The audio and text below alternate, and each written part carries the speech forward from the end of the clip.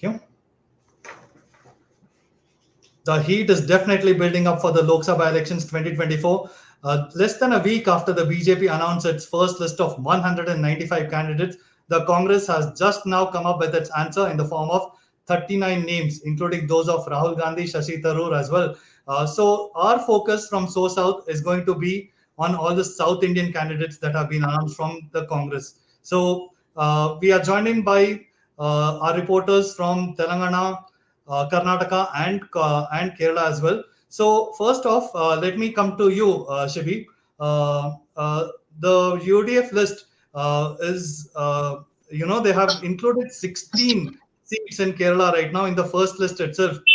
So Yeah. in the first list of 39, prominence has been given to Kerala, where 16 seats has been announced. It's obvious that Rahul Gandhi is the big name there, the former president of Indian National Congress and the sitting Lok Sabha MP from Wayanad.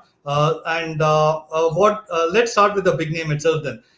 Any surprises there in Rahul Gandhi's candidature? And because there was a lot of speculation that whether he will contest, and also he might contest in two seats as well. There were talks that he might contest from Telangana and Karnataka as well. Your take on the candidatures from Kerala there, Shibi?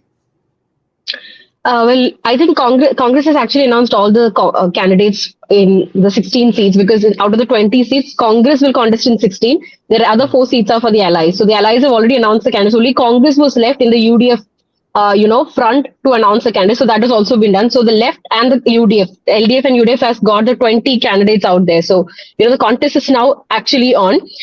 Regarding Rahul Gandhi's candidature, personally, if you ask me, I have no surprises at all. Even when there was Telangana and Karnataka being in the discussion, I do have messages of, that I've sent to my friends and colleagues that, wait and watch, he's going to contest from Wayanad only. That's my gut feeling because, I've covered a lot of his events in Wayanad where these are all small events that, panchayat level inauguration. It's not general public rallies that you normally see on, TV. It's all small events where I've noticed him being very comfortable in the constituency, most of his interactions being very personal. Also, that that hint was always that he's very comfortable in the constituency.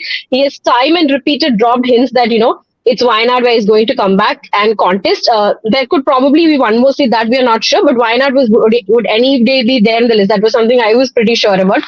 There's a lot of advantage. Firstly, it's a very, very sure seat as far as Rahul Gandhi is concerned. It's a very strong Congress seat also. Not just Rahul Gandhi, anybody from the Congress can contest from there and win that seat. So that's the character of the constituency. And also, it gives him an added advantage that he need not spend a lot of time in the constituency campaigning and worried about the contest and all that, because he definitely need time to attend campaigns in other states. There'll be a lot of organizational discussions, everything going on. So in all of those gives him an advantage. Contesting from Wayanad definitely gives that advantage. But yes, this politically might not be a great, decision to come back to Wayanad because, we saw in last week the India Alliance partners coming together for a rally in Bihar where Rahul Gandhi was standing on the stage next to CPI General Secretary D. Raja. Here in Wayanad, he'll be taking on the same D. Raja's partner, Annie Raja. Yeah. So that is something that the BJP is definitely going to raise questions, what exactly are you all fighting about in this state and what exactly are you doing in the other states? So those kind of questions definitely come. But as far as Rahul Gandhi is concerned, I was pretty sure that, he's going to contest from Wayanad.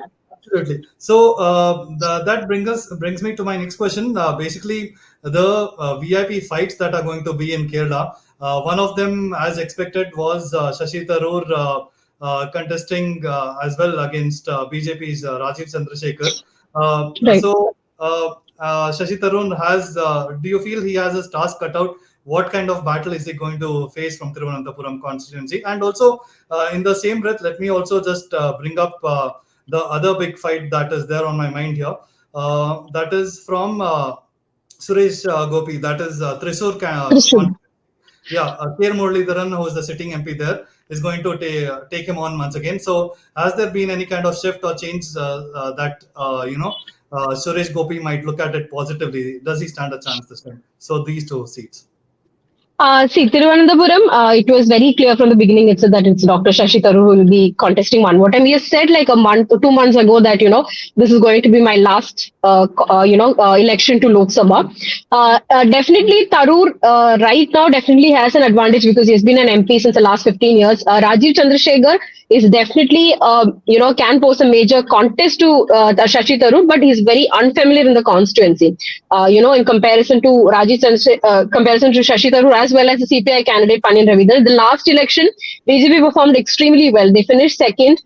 In Thiruvananthapuram, the CPI candidate wasn't that strong. This time they fielded Panyan Ravindran, who's a former MP from Thiruvananthapuram itself. So the CPI is also coming into the picture. So it's going to be very tight between all the three. But definitely Dr. Tharoor is kind of an icon here in the district as well as in Kerala. So there are a lot of people, neutral voters, who like to vote for Shashi Tharoor. So definitely Tharoor is kind of in a, as a slight edge at least as of now.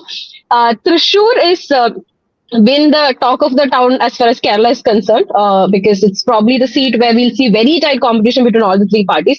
It was Okay. actually T.N. Prathapan who is the incumbent MP. Mm. And actually, Congress had started the campaign for him that, printed all the flexes and posters for T.N. Prathapan. It was a last night decision to drop him and field K. Muralidharan from the constituency because his sister, Padmaja Venugopal, shifted from Congress to BJP, which has been a talking point. And Thrissur is where Padmaja had contested before and lost the election also. So there is a political move to bring K. Muralidharan to. He's a incumbent MP from Vadagara, so he'll be Mm. contesting in Thrissur. And Shafi Paramal, who's the current Congress MLA from Palakkad, will be contesting. That will be his first Lok Sabha debut also. He will be contesting from Vadagara. So they made this last minute change last evening after the Congress election committee meeting only. So that has come as a major surprise for all the other two political parties as well as the public here who are highly political, because Thrissur now becomes a little more interesting with K. Muralidharan, who's a mass leader among the Congress supporters, will be contesting from there. So both the seats will, see very tight contest between all the three parties.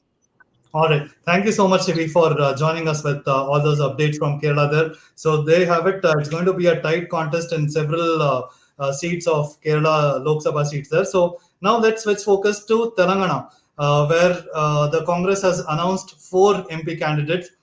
So let me just quickly read out the candidate names here. Suresh Shetkar from Zairabad ST constituency, Challavamshi Chandreddy from Mahbub Nagar, Raghuveer Kunduru from Nalgonda, and Balram Naik from Mahbubabad ST. So, any big surprises there that you see here, Abdul Bashir? Basically, see, these four names are amongst to our former MPs and to our loyalists from the party. So not a surprising fact here, but yes, Congress party had surprised the whole state when it came to power in the state in the recent assembly elections.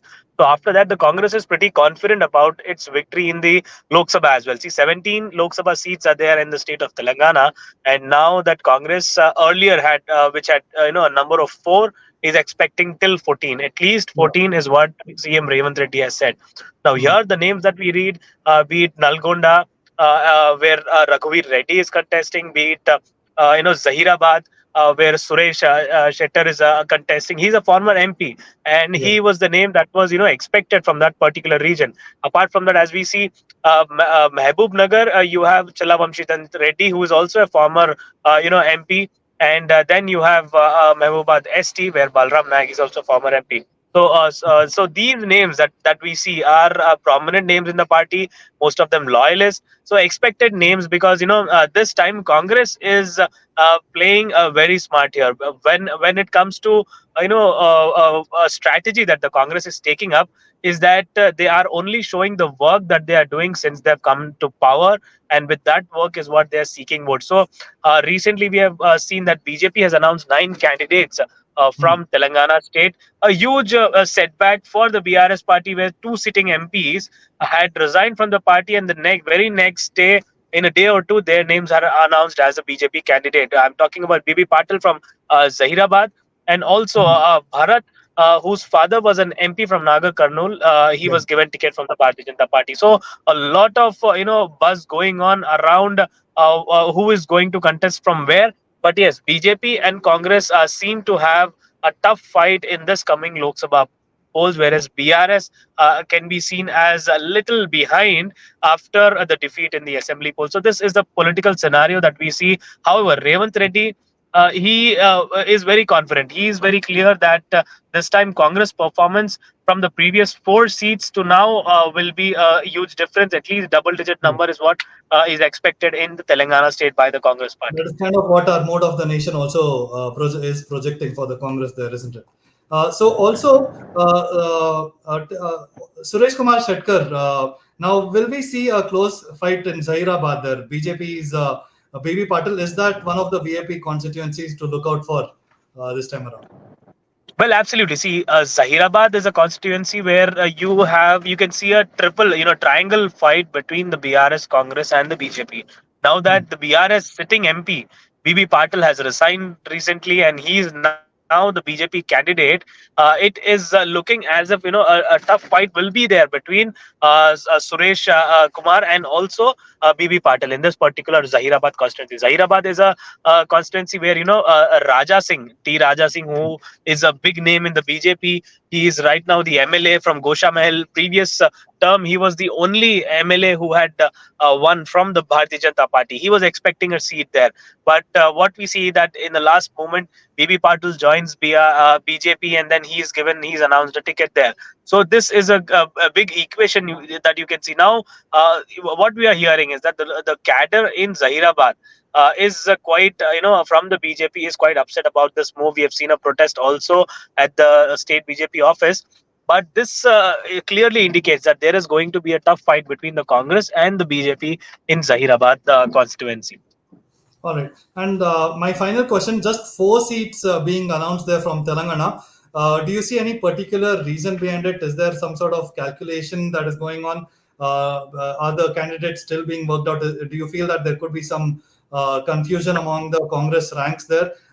Is that one of the reasons, or are they being pragmatic and waiting it out to put it out in the second list? Well, absolutely.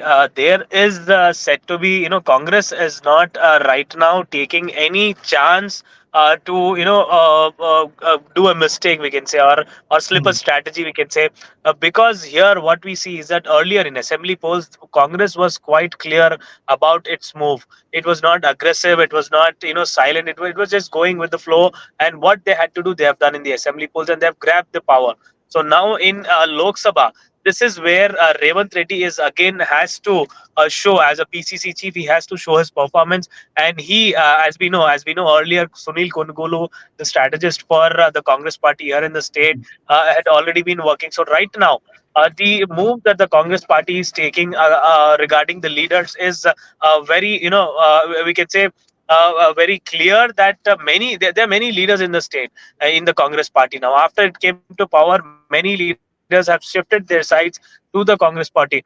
As we can see in Secunderabad, Bontu Rammohan, who was a former mayor from Hyderabad, GHMC mayor, he recently shifted to the party, and that changed the equation among the leaders. There were other contenders for Secunderabad as well. So shifting of leaders is All right. also, shifting the strategy or shifting the equation in this particular So now what we see is that Hmm. Congress is very clear that it is going with very All right. We seem to be losing the connection there, Bashir, but thank you for your valuable inputs there from Telangana for the Congress candidates there.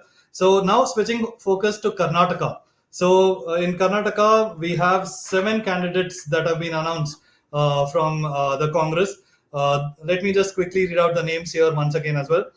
Bangalore Rural, we have DK Suresh, we have Anand Swami from Haveri, we have HR Algur, Bijapur SC, Geeta Shivraj Kumar, a celebrity candidate there from Shimoga, has been announced. Reyes Patel from Hassan, JDS Bashan is what it's considered. Then we have SP Muddehanamegowda from Tumkur and Venkat Ramegowda, who's also popularly known as Star Chandru from Mandya. So we are now joined in by Sagay Raj, our India Today correspondent for Karnataka here. So, Sagai, what do you make of the candidates that have been announced from Karnataka? If you notice that there are no surprises because we have seen that these were the front runners for the candidature for Lok Sabha election. But the question is why the announcement has taken so much time, especially when states like Telangana and Karnataka is concerned. You have a government there. You should go ahead and announce probably 15 days much before the BJP could even announce the candidature, because they can go ahead and work on the field. People will be quite familiar with the faces. They can cash in with the state government, especially in Karnataka when it comes to the guarantees. They can reach out to the people and say that you're the person who is going to contest and you have to vote for them and you can work for the betterment of their constituency. Again, they have announced only 7 candidates out of 28, and they should have probably done with should have announced just like Kerala. And if you notice, Gautam, that probably Rahul Gandhi is the only person who had visited his constituency quite often, because he's an MP from there.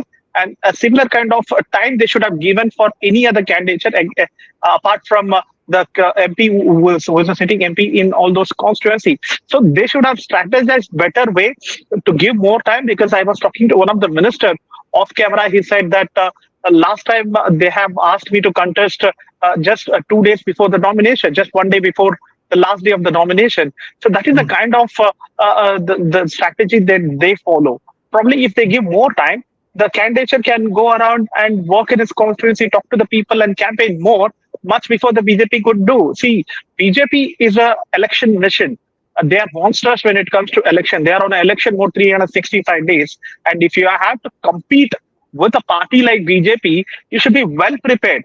And states like Karnataka and Telangana is the state which will give you edge, because you have the government there and you can go ahead and give a good fight to BJP. Remember that Rahul Gandhi always said that Karnataka is naturally a Congress state. There are several leaders from Karnataka who held a higher position even in the central government, including our AICC president Rahul Gandhi. So keeping all these things in mind, they should have strategized in a better way, but not so late. But still, 7 candidates. It seemed to be quite surprising that they have taken so much time, despite for finalizing the numbers.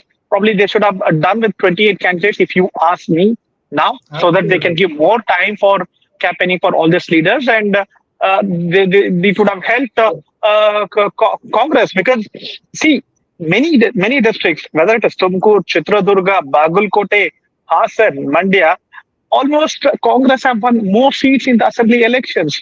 Where when it comes to Kolar, you have a Kolar MP there, sitting MP, but not even a single seat won by BJP. And even the similar way, even in Tumkuru, Congress have an edge. So you have to utilize, when the wave is there for Congress after the assembly election, they should have given more time and allowed the candidates to work there and galvanize the vote for them ahead of Lok Sabha elections. Yeah, that brings me to my next question. The Congress had the wave in its, they had the momentum with them, but it seems like they are developing cold feet at just the wrong time. From what we also gather is that it could be rumors, of course, but the central leadership wants several ministers to contest. The MLAs who won the elections.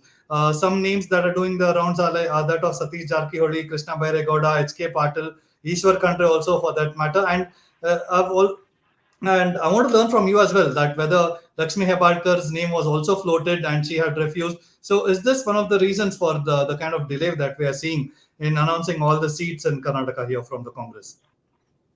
Highly possible, because all these ministers are negotiating with the High Command, saying that you should think about their family members. For an example, if you notice Ishwar Khandre's son, is openly campaigning in Bidar, and is not sure that whether his son will get the ticket from there. Satish Jarkiholi has openly spoken about his children to get the seat for Lok Sabha elections. And if you notice, Mahadevappa has openly asked for his son Sunil Bose to contest from Chamarajnagar. And these are those places where Congress have a good hold. But none of the ministers want to contest, because they feel that even if they win the seat in Karnataka, probably in the central, the Congress might not come to power. So they will lose the hold that they have in Karnataka, and they will lose the cabinet berth. So that is one of the reasons that all these ministers are not coming forward. They are on a back foot. Instead, they are suggesting their children name for Lok Sabha election. They say that you give the ticket, will ensure that they will win. But they want them to bring in in this Lok Sabha election. They want to bring their children to politics in this Lok Sabha election, ensure that they win. But they are fine. If they even if they win, they will be an MP, or else they will have their own name in the district or a constituency, so that in the next election they seem to be a quite familiar face. So they want to launch their children, but they don't want to sacrifice, if at all, if they become MP from that particular constituency, they're going to lose their ministerial berth and they have to resign, and they might have to continue as an MP for Congress, because if at all, as per the survey, if Congress gets a less number, none of the MPs are going to resign. They're going to remain there. Even if the minister wins the election, is not going to resign and stay back as an MLA or a minister, because they have to continue as an MP, because Congress might have less numbers, and they might be quite dicey to go ahead for bypoll election, contest again, and give another candidature from that particular constituency. So there are a lot of calculation it should be done. But I still think that Congress should have announced more candidates from Telangana and Karnataka, as they have done with Kerala. They should be more confident. Probably you need a person like KC Venugopal from every state to get these many numbers of announcement of candidature in all those states. Yes, this is a true test of leadership as well, isn't it? In a sense, for CM Sidramaya and DK Shivkumar, because they have to carry forward the momentum of the assembly elections that they have there. Now, what we're hearing, DK Shivkumar recently, what he said is that everyone will have to accept whatever the party high command decides. Even I will have to accept it. We are all here because of the party. Everyone will accept. But this almost sounds like a cry of help, doesn't it? Because it seems like he's pleading whatever the high command decides, please accept it rather than diktat. Because the equations could change very quickly in Karnataka once the leaders become disgruntled. So that is something to take into account as well, isn't it? Absolutely, but I don't want to take the names of the politicians, but we have seen that sitting ministers who had contested in 2019 were not keen in their campaigning for the Lok Sabha election, and they have lost very badly, and they have to go back to their cabinet portfolio in Kumaraswamy government. So even this time, if the Congress is contemplating to field the ministers, they should be 100% sure that they're going to give 100%. If these ministers are going to give 100%, then only they should announce the candidates. If not, it is going to be a tough task for Congress to win this election. Probably these ministers will not campaign, they will not spend money. If they don't do that, it is not going to help Congress in a Lok Sabha election. So 1+1 is not 2 in politics. 1+1 can be even 4 in politics. So the calculation goes according to the political thinker and for political analyst. It doesn't goes according to the wave and all those stuff, because you have to work on field. Without money, you cannot win even a corporator election in the state of Karnataka. Probably it's a harsh truth, but it is accepted in the state of Karnataka. We have seen how the elections has been fought, how the elections have been done in the state of Karnataka. And without money and without your familiarity, definitely it is not going to be a cakewalk in the state of Karnataka. All right. So there you have it. Has Congress got its political calculations wrong there by announcing just 7 out of the 28 seats? Thank you for your inputs there, Sagai. So they have it. Among the 39 seats that were announced, we have 4 from Telangana, 7 from Karnataka, that adds up to 11, and 16 from Kerala. So that adds up to almost 27 seats out of 39 from South India itself.